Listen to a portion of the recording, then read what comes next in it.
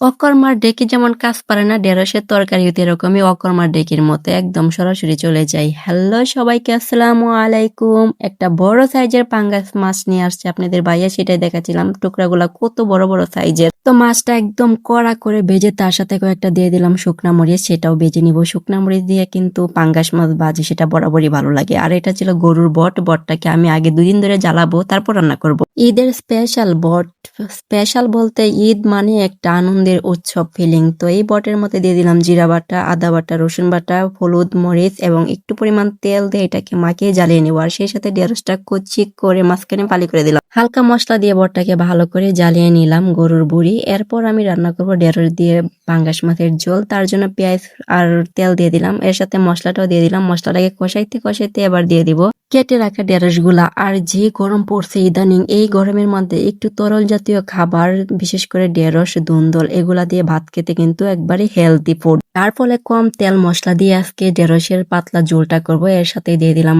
Fry করা 2টা মাছের টুকরা। তারপর কিছুক্ষণ জ্বালিয়ে নিয়ে যখন এরকম পর্যায়ে চলে আসবে তখন এটাকে নামিয়ে নেব। পাতলা ঝোল একদম ইয়াম্মি ছিল। দুপুরে রান্না শেষ করে সন্ধ্যায় আমরা মুড়ি পার্টি করেছিলাম, একদম ব্র্যান্ডের মুড়ি। সেটা দিয়ে বেশি করে পেঁয়াজ, কাঁচা মরিচ, আদা কুচি, চানাচুর দিয়ে এটাকে ইচ্ছা মতো মাখিয়ে নিব। আর স্বামীকে বলছিলাম একটু ভিডিও করে দেওয়ার জন্য। সবাই মিলে একসাথে মুড়ি মাখা করে খেলে সেটার মজা আলাদা হয়। আর সেটা যদি হয় মুভি দেখতে দেখতে অথবা নাটক দেখতে দেখতে, তাহলে তো কথাই নেই। তো যাই হোক, এটা ছিল পরের দিনের ভিডিও। এটা আমি রান্না করেছিলাম খুদ ভাত। খুদ ভাত আমার অনেক বেশি পছন্দ, কিন্তু খাওয়া হয় না। জামাইয়েরও তো পছন্দ না, যার ফলে একজনের জন্য আর বানাই না। তো আজকে সকালে জোর করেই বানাইছিলাম, তার সাথে মরিচের ভর্তা আর লেবু দিয়ে। ওফ, এত বেশি মজা ছিল। খুদ ভাত ভর্তা দিয়ে কিন্তু খেতে বেশি ভালো লাগে। একটা খাওয়া শেষ হতে না হতে আরেকটা রান্নার ব্যবস্থা করতে হয়, যে আরেকবার কি খাবো, একবার খায় তো আর সারাদিন থাকা যাবে না। তারপর ভাতটাতে রান্না করে আমি চলে আসলাম গরুর বট রান্না করতে। বরাবরের মতো তেল বেশি করে দিয়ে এখানে জিরা বাটা, আদা বাটা, রসুন বাটা, পেঁয়াজ বাটা দিয়ে মশলাটা কষিয়ে নিব। মশলার যে কাঁচা গন্ধটা সেটা চলে যাওয়ার আগ পর্যন্ত। তারপরে এখানে আস্তে আস্তে করে হলুদের গুঁড়া, মরিচের গুঁড়া, সজের গুঁড়া,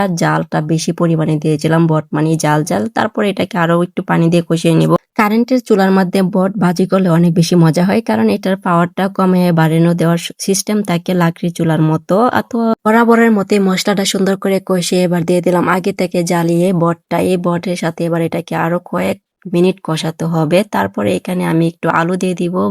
আলু দিয়ে সেটাকে আরো সুন্দর করে কষিয়ে নিতে হবে। বট রান্না করতে অনেক সময় লাগে, ধৈর্যের বিষয়। অনেকক্ষণ দাঁড়িয়ে নাড়তে হয় যেন মশলা পড়ে না যায়। আর আমার একটা কাজ বেকালি হয়ে গেছিল, আমি আরেকটা কাজ করতে গিয়ে মশলাটা লেগে গিয়ে পাতিলটা অলরেডি পুড়ে গেছে, যার ফলে আমি এই পাতিল থেকে অন্য একটা কড়াই ট্রান্সফার করে নিই। এটা একটু পরে তোমরা দেখতে পারবা। তো এবার এখানে দিয়ে দিলাম কিউব করা পেঁয়াজ আর রসুন। তো এটাকে এবার এটার সাথে মিশিয়ে নাড়িয়ে ছাড়িয়ে আরো একটু কষিয়ে নিতে হবে। কিছুজন পারফেক্ট কষানো হয়ে যাবে তখন অল্প পরিমাণে পানি দিয়ে দিব, সবকিছু একসাথে পারফেক্ট কষাতে হইতে। আর এইদিকে এত সুন্দর একটা লোভনীয় কালার আসছে। অনেকে কিন্তু এরকম একটু ভিজা ভিজা টাইপের রেখে দেয়, সেটাও খেতে ভালো লাগে কিনা আমি জানি না। আমরা সবসময় বট একদম বাজা বাজা করে নেই। যত বাজা বাজা হবে তত এটার আসল স্বাদ পাওয়া যাবে আমার মতে। আমি সেভাবেই রান্না করি। এই ছিল আজকের মোটামুটি খাবারগুলো। তোমাদের কাছে কেমন লেগেছে কমেন্টে জানাবা। বিদায় নিচ্ছে এই পর্যন্তই। ভালো থাকা, দেখা হবে নতুন রেসিপির সাথে।